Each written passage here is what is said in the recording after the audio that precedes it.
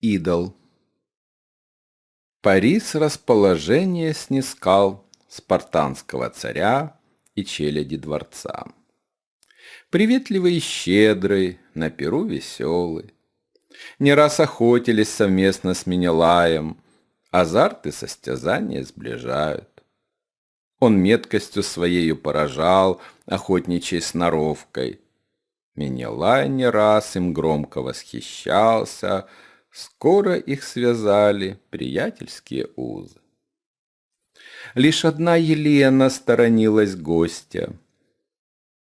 И как ни тщился оказаться рядом, заговорить, коснуться невзначай, его чуралась.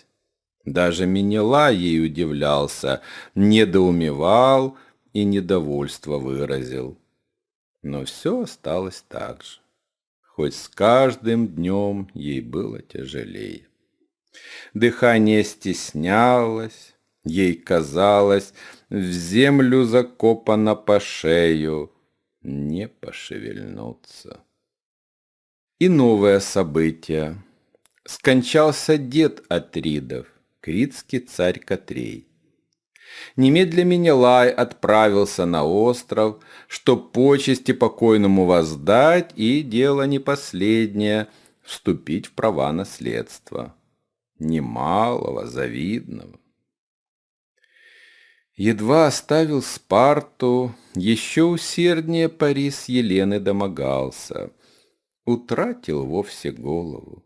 И хоть умел скрывать свои поползновения от прочих, Елена ни на час покоя не имела. То так, то сяк он повод находил свое пристрастие выразить. О наваждение! Капризный случай постоянно ему благоприятствовал и вместе их сводил. Не только человек ведь действовал.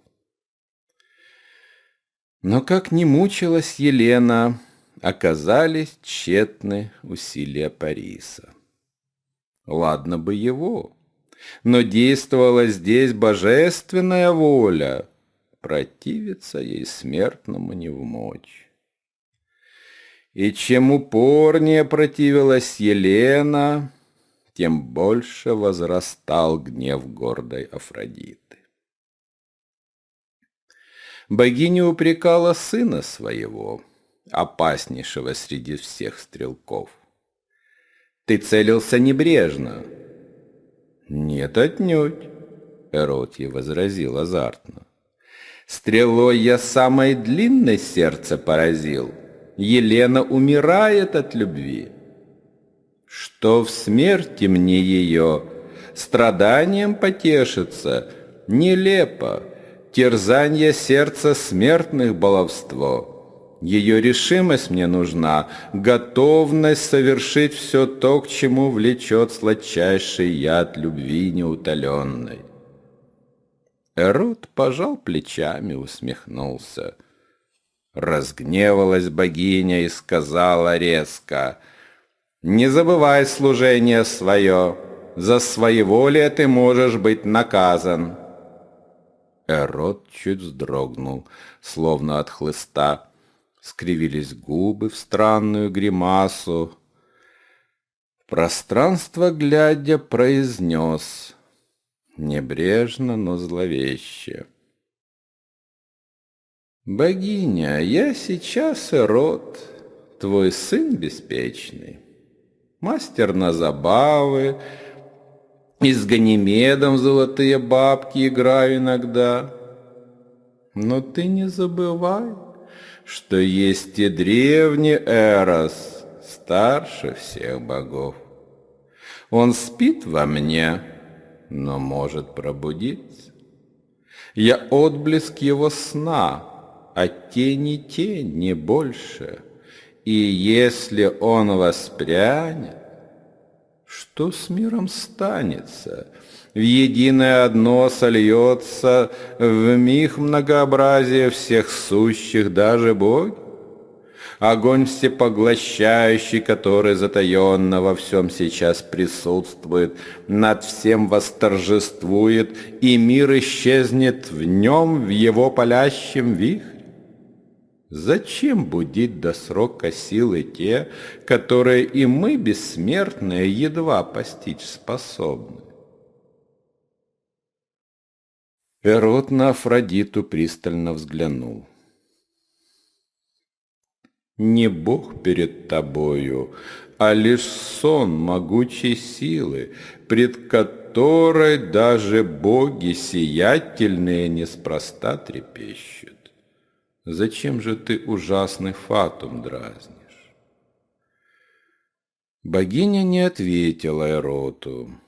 Бывает, что молчание — удачнейшая речь, к ней не прибавить, не отнять. Эрот, подумав, выход предложил. Когда я поражаю существу своей стрелою, новый страстный дух овладевает телом. Что же нам мешает для духа тело новое создать? Строптивицу Елену предоставим ее сметенным чувствам яростной борьбе. Взамен же непокорной создадим такой же точно образ. Все черты Елены ему придав, наполнив должной страстью, вручим Парису. Будет он владеть покорной женской плотью, прелестью безмерной, и все довольны, никаких забот. Так и содеяли. Из облака, из белого тумана, из запаха цветов и утренней росы изваяли прекраснейшее тело, чудесный нежный облик. Божественная воля все сгустила в плоть, не ложный контур, подлинное тело, дыхание живое в жилах, кровь струится, и прелесть безграничная все та же, что искушает многих, головы кружит. Прекрасное подобие Елены и даже превосходное ее самой страдавшей отправилась в дворцовые покои. А что же первая Елена? В это время она в прибрежной роще оказалась. Страдала несказанно, мучимая страстью, которая не хотела поддаваться. Ей тысячи иголок раздражали кожу, безмерной тяжестью клонилась голова, немели руки, ноги, пропиталось ядом все тело, мочи нет терпеть. Ногтями себя рвала, раздирала грудь, чтоб болью ясной разогнать туман бездонной мутной муки. Неистово желала вырвать из себя все внутренности, так исторгнуть яд.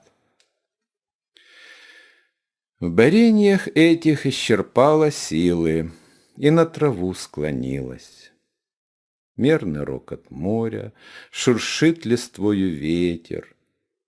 Елена не уснула, впала в забытье. Глубокое, бесцветное, подобное ничто. Так захотели боги. Над ней рот склонился, мягко произнес: «О, как ничтожно мало женщин, способных догадаться о себе! А может, нет их вовсе? Спи, богиня!» Его же волей, или Афродиты, корабль финикийский к берегу пристал. Плывущие на нем себе искали воду, их жажда истомила, а меха пусты. Им роща приглянулась, в ней родник ручей найдется непременно. Так и оказалось. Но эй, сюда! Вдобавок обрели нежданную находку. Красавица чудесная лежала на траве. Наяда, может, нимфа этих мест. Однако глянь, браслеты, тканные одежды. и почти не дышит обморок глубокий. Славная добыча нам попала в руки. Унесли с собою и отплыли быстро, устремившись вдаль. Множество товаров этот приз ценнее, даже фараону будет он желанен. Будто укрепляя их лихие мысли, ветер сильный, властный паруса надул и повлек к востоку день за днем по морю, будто перст, что с неба указует путь. А тогда же в Спарте вновь Парис увидел дивную Елену. И какая радость, перемена в ней! Чувством отвечала нежностью манящей, гордая надменность сменилась на приязнь. Вовлеклись стремительно в хоровод намеков, взглядов, интонаций, говорящих тайно запретные слова. Жар скрытый разгорался, все сильнее желания, огонь любовный вспыхнул, их соединил. И вот уже вдвоем на кораблях Париса покинули Лаконику, отправившись на юг. Протей. Парис торжествовал. Мечта исполнилась, цель дерзновенная достигнута. Но отчего смятение является внезапно? Колеблет бодрый дух, рассеивает радость, как в ясный день внезапно туча закрывает солнце. Не мог понять, досадовал, беседовал с Еленой, пытаясь одолеть сосущую тревогу. Говорил угрюмо: подчас мне кажется, при злое наважденье, что изменилась ты как будто. Черты все те же, взор сияет так же, но только среди всех не вижу перемены. Вокруг как было, так и есть. А прежде? О, прежде ты людей преображала, будто волшебством. А ты что чувствуешь? Безмерное желание тобою обладать. Оно, подобно бурному потоку, неудержимо избивает с ног. Уйдем скорее с палубы. И уходили, отдавая страсти неутолимой. В ней пропадало все. Мир обращался в призрак, и подтверждалась правильность того, что совершалось. Чем глубже в упоении тонули, тем непреложнее виделись поступки. Чтобы погоню сбить со следа, направились не к Трое, на восток. Их странствие изрядный срок продлилось. В итоге, пережив немало приключений, на родину Парис вернулся с женою знаменитой. С женой или трофеем? Об этом дальше речь. Одновременно странствие другое в тех водах совершалось и с другой Еленой.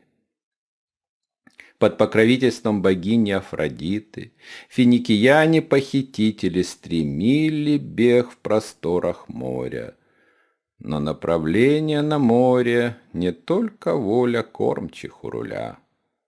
Упорный ветер их направил к Египту дальнему, всевластно воспретив иные цели. В этом мореходы не зря знамения увидели. Немало повидавшие, они смекнули сразу, не только случай здесь, а воля божества. Вести дела на море не может простодушный. Нет тверди под ногой, нигде ни в чем опоры, ни мертвый, ни живой, заложник сил безмерных. Коварнее стихии, чем море не найти. Сумей поладить с морем, прийтись ему по нраву. Лишь тех, в ком веет ветер жестоких и отважных, решительных и ловких, готовых ко всему, не пожирает море, а отпускает к жизни. Но ожидает, зная, они к нему придут. Как не молила пленница вернуть ее обратно, не стали слушать. Желание взять выкуп, богатый, беспримерный, в них подавлялось страхом перед местью божества. Посулы и угрозы не возымели силы, и через 9 дней сомнения развеял пустынный плоский берег, увиденный вдали. Так прибыли в Египет. Надменный царский евнух, их щедро наградив, немедля к фараону заморскую красавицу доставил. Так повелось от века, что каждый египтянин от мала до велика стремился угодить тому живому Богу, который правил всеми и был держатель жизни всех подданных своих. Через него Египет имел земные блага или терпел невзгоды, коль скоро царь был плох. Введя Елену в залу, исчез бесшумно евнух. Она одна осталась в пространстве величавом, среди колонн и фресок, терявшихся в тени. Потом шаги услышала, как шелест прозвучали, и тут же эхо гулкое откликнулось со свода. Внезапно ниоткуда пред нею царь предстал. Протей, о ком слагалось немало слухов странных. Величественный старец, смотревший на нее, внимательно, спокойно, но взгляд его проник сквозь облик в мысли, чувства. Елене показалось, что ею стал на миг. Спросил негромко, властно: «Кто ты, красавица, каких не видел свет?» «Спартанская царица». «О, Елена, не думал, что увижу тебя в своих пределах». «Что это за страна? Египет, как я слышала?» «Тут не страна, прекрасная Елена, не край, каких немало в Икумене, а средоточие вселенной, черная земля. Отсюда начался весь род людской, и смысл его вовеки пребывает в святилищах египетских». Протей прошел к террасе, с которой открывался величавый вид. На Нил бескрайний, черные поля, блестевшие от влаги, зелень берегов, просторы неба, солнце, желтые постройки, и вдалеке окрашен горизонт карминовой пустыни. Царь жестом указал пространство перед ними, застыл, как статуя, сам часть картины общей. Его впитало небо и земля от звучия голосов и солнца.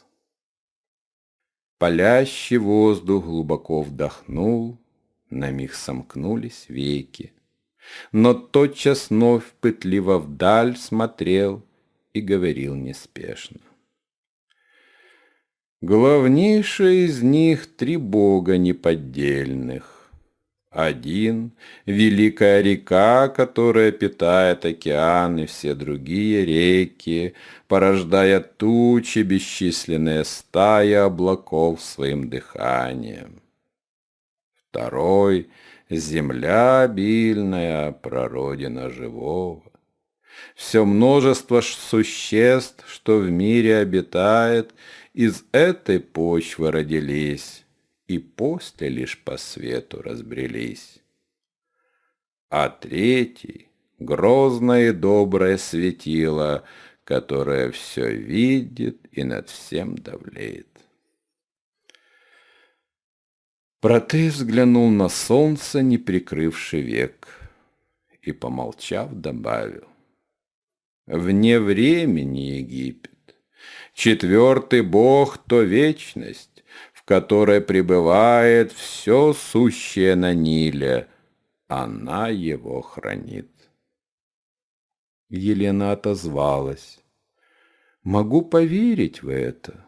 Ты сам нетленным кажешься, хоть очевидно стар». Протей ей улыбнулся: «О, я не просто старец, старейший старец среди всех живущих. Да, прожил в старости гораздо дольше, чем в возрасте ином». «И что есть старость?» «Молодость считает, что это сумерки без нового рассвета. На деле же поверка нашей жизни, всего, что пережил. Не только молодость и зрелость забытье проводим. Не мы владеем жизнью, нами все владеет.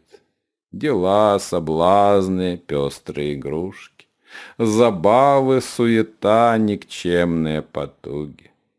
Мы не присутствуем, а убегаем вечно. И неустанно ищем, чем себя увлечь, что нас поглотит и не даст немало себя увидеть. Старость и расплата. Она не время дряхлости, а встречи с самим собою. И не уклониться от этого свидания, уже не убежать, не передать себя забаве и потугам. Как есть, так есть. И это нестерпимо для тех, кто опрометчиво себя не созидал. Но все же в старости утрачиваем силы. Не остается их для самых лучших дел, не только для тщеславия пустого. Елена улыбнулась чуть заметно. Пока не знаю по себе, но ошибиться трудно. Протей ей возразил: гораздо раньше сил желания иссякают. Взгляни на лица, сколько молодых уже застыли, будто маски. Оцепенели, в них исчезла живость, способность отозваться, дерзкая надежда. Не остаются силы неизменны, но разными бывают. Что молодость берет усердием, тратами энергии, то зрелость достигает ловкостью, сноровкой и опытом недюжинным. А старость — мудростью и выдержкой, умением поставить себе на службу ход вещей, не собственные руки. А как же одиночество? Да, старость испытания суровые содержит. Но и другие возрасты не меньше. Разнятся испытания, однако и похожи. И юный одинок бывает по более иного старика. Причины одиночества другие, иначе чувствуют, а суть и горечь те же. Хоть юн, хоть стар, нас всех равняет боль. Елена глянула на солнце, что клонилось низко. «Смеркается», — сказала. Говорил Протей. Всегда есть сумерки, в любое время дня. Слепящий полдень — это только тени короткие и слабые. Их даже ищут от жары, спасаясь. Такая благодатная пора, что даже и печали в ней отрадны. Какая-то в них пряность, упоенье боли Избыток сил рождает щедрость трат.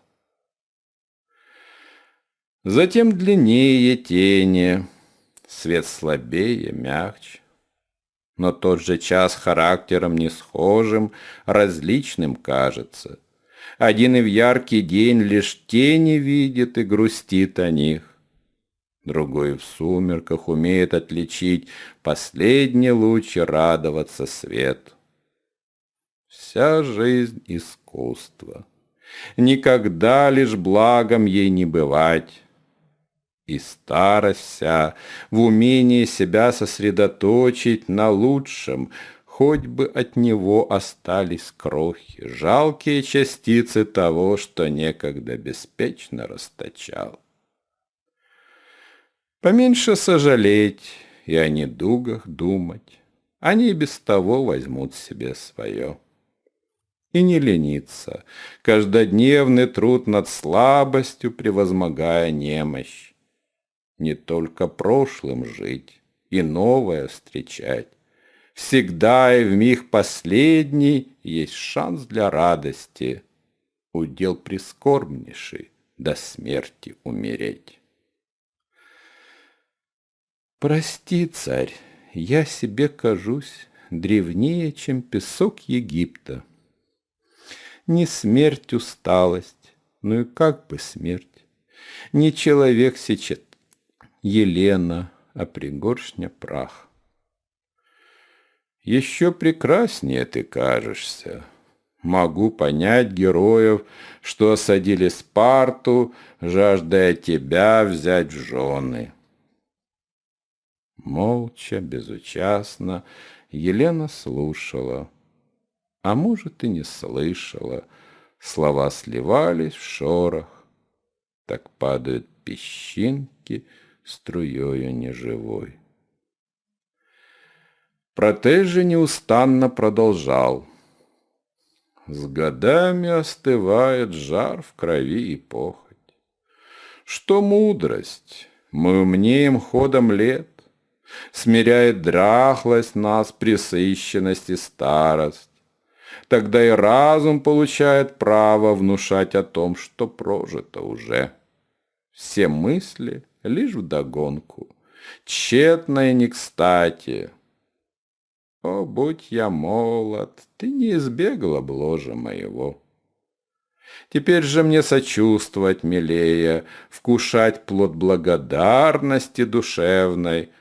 Он слаще стал, чем все посулы страсти. Все мудрость многие напыщенно воскликнут. Но я без лицемерия скажу, всего лишь 40 лет истекших с той поры, как молод и азартен был.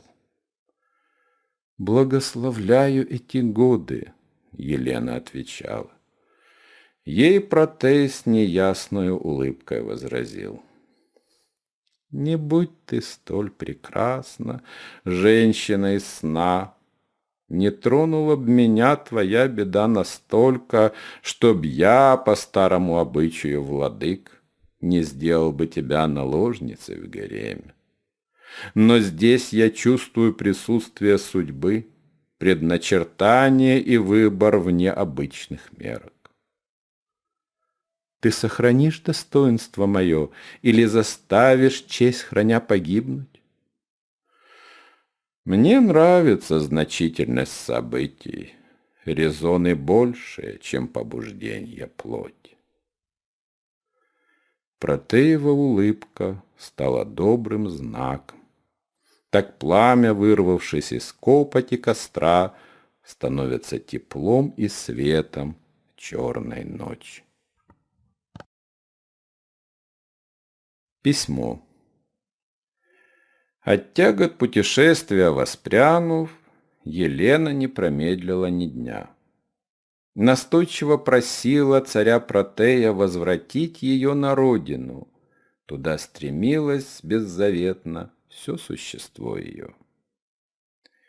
Ей отвечал египетский владыка: «Мы, египтяне, плаваний морских не совершаем. По Нилу наши корабли идут, а море — чуждая стихия, в ней постоянства ни на миг. Позволь отплыть с другим, каким-то чужеземным кораблем. Нечасто появляется корабль своей волей, прибывший в Египет, и с добрым намерением. Народы моря склонны разбоем промышлять, богатство нашей дельты кружит им голову. Но есть же и купцы. Торговля и разбой стоят на море рядом. Одной нет без другого. И если рассудить, то в сущности торговля – грабеж законный, мирный, ну а разбой в итоге – дележка и торги. Про-то еще добавил. К тому же опасаюсь тебя вручать, царица, красавица всех краше, случайному челну. Коль скоро так случилось, что стала моей гостьей, то за тебя в ответе. И если вдруг небрежность, проявленная мной, причиной станет бедствие с Еленой, то буду опозорен, утрачу имя доброе и вижу наперед не только имя.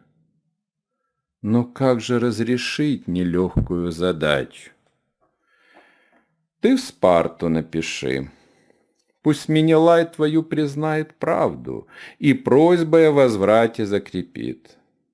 Тогда я обещаю снарядить корабль, чтобы на родину вернуть его царицу. Но если нет, моей останешься надолго гостьей. Надолго. О, надолго! Нестерпимо слышать. Отзвучивает эхом, гнетет и сил лишает.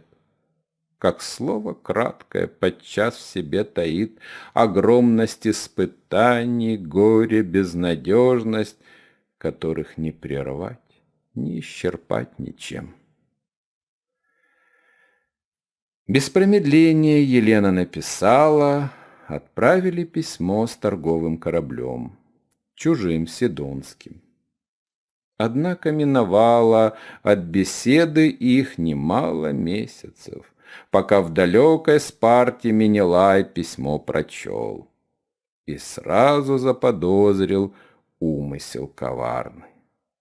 Он слышал, что Парис с Еленой оказались в тех краях, недалеко от Кипра, потому решил: послание — ловушка, неверный след, которым его волю поколебать пытаются, направить к ложной цели. Уже вся Греция была возбуждена с Еленой происшествием. Гадали, чем ответит спартанский царь на оскорбление Париса. Ждать пришлось недолго. Гонцы из Спарты прибыли к героям, что, сватавшись к Елене, дали клятву хранить неукоснительно достоинство того, кого избрала мужем добровольно. Теперь залог их слова, данного пред Богом, пришла пора вернуть, обидчика сурово наказав. Чтобы смятение не сеять, не вредить похода повсеместным сборам, царь Менелай письма не разглашал. Лишь Агамемнон знал и с братом солидарен, то происки врагов, которые стремятся подорвать единодушие ахейцев, планы их расстроить. И так, уверившись, друг друга убедили, что нет нужды внимания уделять обману очевидному. Продолжили с удвоенной силой, самозабвенным рвением готовиться к войне и дальнему походу. Елена, ничего о том не зная, напрасно ждала благостных вестей. Корабль финикийский от Пелопоннеса направился к Фиакам, дальше от Египта. Торговых дел расчет его по морю вел. Немалый срок отмерили созвездия, пока в обратный путь отправился, но не был курс прямым. Корабль пришел на Делос, оттуда в Ликию, потом на Родос. От дурной еды, а может, от иной причины, посланец царский заболел и скоротечно умер. Так ждавшие в Египте не узнали, что царь Спартанский на письмо ответил. Дни ожиданий, месяцы тревоги — все ни к чему, напрасно. Елена умолила древнего Протея вновь вестника с письмом направить в Спарту. Пока добрался тот с попутным кораблем в далекий край, уже второй год истекал от похищения Елены. Посланец Менелая в Спарте не застал, ни с чем вернулся. Только сообщил, что греческое войско, собравшись во Влиде, отплыло к Трое. Ход пошел другой, иным событием, прославленным и грозным. И что тут скажешь? Как понять возможно, что пережил отдельный человек в событиях, что стали потрясением для мира целого? Когда из ничего, из самолюбия, притязаний, мести, обмана, заблуждений и ошибок воздвигся вихрь, обрушивший всю жизнь. Как не сойти с ума? Далек Египет, себе давлеет, вечно пребывает, а мир иной, как эхо. Лишь изредка неспешно доходят вести, странные, как сказки. Ты здесь, но там, и не на родине, в иных чужих краях. Жена другого, или же трофей воздвигнутый за поруганье Трой. И в черную воронку этой лжи усердно движутся друзья, всеобщее стремление, народы, мир наваждением объят. Поверить невозможно. Все, чем жил, исчезло. Зовешь напрасно, плачешь, молишься, скорбишь. Тебя не стало. Некто безымянный встречает утомленно новый день. И вправду ль новый, сразу не поймешь. Да, снова солнце всходит, но вокруг все то же. Строение и лица, пустота и прах. И тот же себе равный непрестанно длится день горький и постылый, часть небытия. Как это случилось? Чьей зловещей волей? Ведь еще недавно было все иначе. Не могло присниться то, что есть сейчас. Как просто испытать иное чувство. Но сколь скудны и кособоки те слова, которыми о нем пытаемся сказать. Жизнь потешается над нами, играет в прятки, даруя ощущение, полноту, души, полеты вдохновения дней, нас оставляет в тщетности попыток о том поведать, передать другим. Или в себе хотя бы сохранить с той ясностью, с которой пережили. Все лучшее уходит от тебя, из жизни в память. Да, всего лишь в память. Случилось, выпало, судилось пережить какой-то миг прекрасный, из тебя довольно, а больше мне мечтай. Так нам внушает рок. И от того, что было необъятным, весь мир наполнившим прекрасным и всевластным, останется всего лишь эхо, память дней, мучительный, едва заметный слепок. Он годен лишь на то, чтоб плакать непрестанно и нас уничижить. Без памяти не знали бы, что смертно. Ни для себя не можем сохранить. Бессильна память. Меркнут в ней цвета, и все заветное становится печалью, в тень обратившись бледно. Сколь полновесно быть, и как же мало помнить. Не передать другим, в рассказе воскрешая то, что было. Нет слов для этого, ни голоса, ни жестов. И что должно быть вечным, нерушимо сущим, мгновенье длится. Было и исчезло. А нам что остается? Сожалеть, скорбеть и сетовать, благодарить судьбу, довольствоваться малым, бунтовать и злиться, в смирении застыть или искать надежду. Что не пытайся сделать, разница ничтожна. Хоть так, хоть сяк, явилась и исчезла. И если выпал миг счастливый, ты в нем прибудь, как будто он вся жизнь. И это правда, ничего не будет сверхпережитого, все ожидания тщетны.